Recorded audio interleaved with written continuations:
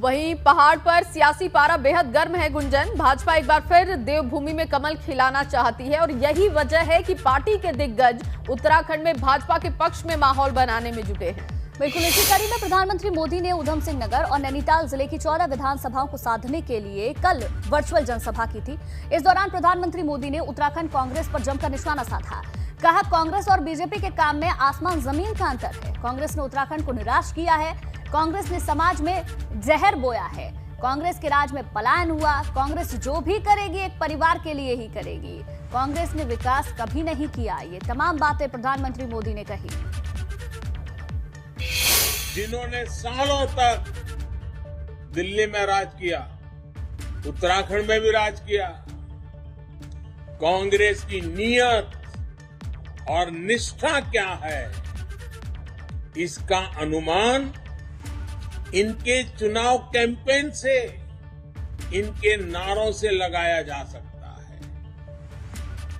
आपको उनके कारनामों का पता तो है ही है, फिर भी वो क्या करने वाले हैं देखिए। दिल्ली में ये अनेक दशकों तक सत्ता में रहे। इनके नेता यहां सैर सपाटे के लिए आते रहे, लेकिन तब इनको न उत्तराखंड की याद आई, न उत्तराखंड के तीर्थ क्षेत्रों की याद आई, न उत्तराखंड के टूरिज्म की याद आई, न ही इनको 4 धाम की याद आई। ये वो लोग आए हैं जिन्होंने कोरोना के कठिन काल में बसें भर भर के उत्तराखंडियों को दिल्ली से धकेल दिया। वहीं अभिनेता अल्लू अर्जुन और अभिनेत्री रश्मिका मदान की सुपरहिट तमिल फिल्म पुष्पा का खुमार इन दिनों पूरे देश पर छाया हुआ है।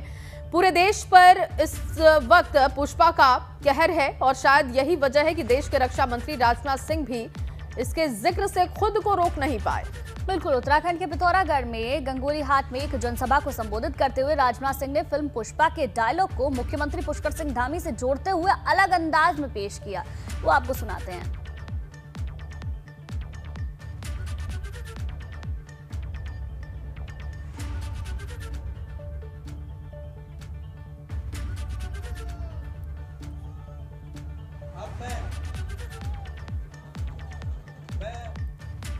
उधर उत्तराखंड के मुख्यमंत्री पुष्कर सिंह धामी ने किच्छा विधानसभा क्षेत्र के धोरा डाम में भाजपा प्रत्याशी राजेश शुक्ला के पक्ष में जनसभा की। यहां उन्होंने प्रधानमंत्री मोदी की जन कल्याणकारी नीतियों का जिक्र करते हुए उत्तराखंड में भाजपा सरकार बनाने का दावा किया। उन्होंने कहा कि भाजपा ने उत्तराखंड के विकास के लिए रोड मैप तैयार किया है।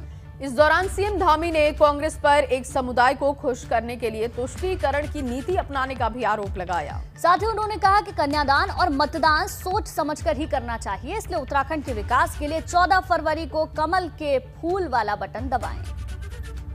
देखिए, एक तरफ जहां मोदी जी के नेतृत्व में आज देश का समग्र विकास हो रहा है, हर क्षेत्र में विकास हो रहा है, और कांग्रेस पार्टी अपने उसमें एजेंडे में रखती है कि हम सरकार में आएंगे तो हम मुस्लिम यूनिवर्सिटी बनाएंगे। तुष्टीकरण है वोटों के लिए, एक वर्ग विशेष का वोट लेने के लिए ये तुष्टीकरण उत्तराखंड के अंदर चलाने का प्रयास कर रहे हैं। जिस प्रकार से लोगों का आज उत्साह है, समर्थन है, आशीर्वाद जनता दे रही है, माताओं बहनों का है, बड़े बुजुर्गों का है, नौजवानों का है और बच्चों का उत्साह भी है। सारे लोग भारतीय जनता पार्टी की सरकार और ऐसी सरकार चाहते हैं जो देश के यशस्वी प्रधानमंत्री नरेंद्र मोदी जी की सरकार के साथ चले और प्रचंड बहुमत की। और अब की बार हमने नारा दिया, अब की बार 60 पार